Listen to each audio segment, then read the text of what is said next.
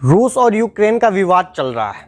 ऐसे में कई लोग ये भी क्वेश्चन कर रहे हैं कि इन दोनों में से सही कौन है और गलत कौन है, क्योंकि लोगों को लग रहा है कि अगर इतनी बड़ी लड़ाई हो रही है तो जाहिर सी बात है इसमें एक पक्ष जो सही होगा, एक पक्ष गलत होगा। इस बीच तमाम बड़ी बड़ी खबरें भी सामने आ रही हैं, लेकिन लोगों को वास्तव में पता नहीं चल पा रहा है कि इनमें से सही कौन है और गलत कौन है।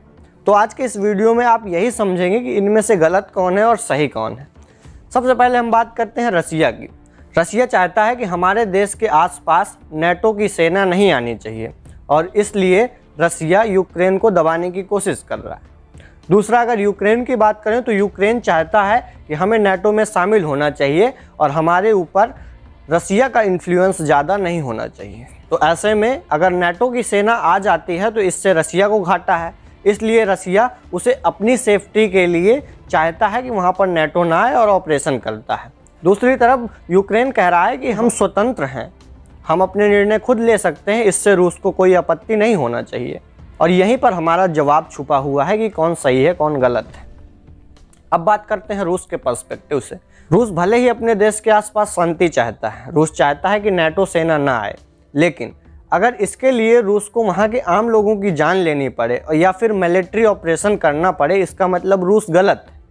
दूसरी तरफ अगर यूक्रेन की बात करें, यूक्रेन चाहता है कि हम नेटो में शामिल हो जाएं, लेकिन अगर यूक्रेन के नेटो में शामिल होने से वहाँ के आम लोगों की जान जाती है, पूरी दुनिया तीसरे विश्व युद्ध की ओर बढ़ती है, तो ऐसे में यूक्रेन का नेटो में जाना भी गलत है।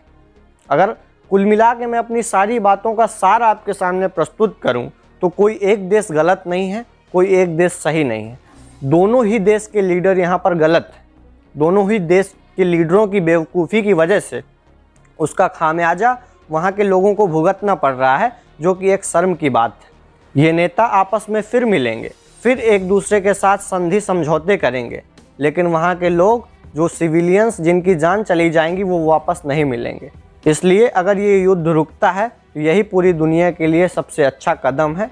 और ये दोनों ही पार्टियाँ गलत हैं। ये पूरी तरह से मानव जाति का उल्लंघन कर रही हैं, मानव जाति की सभ्यता का उल्लंघन कर रही हैं। जय हिंद।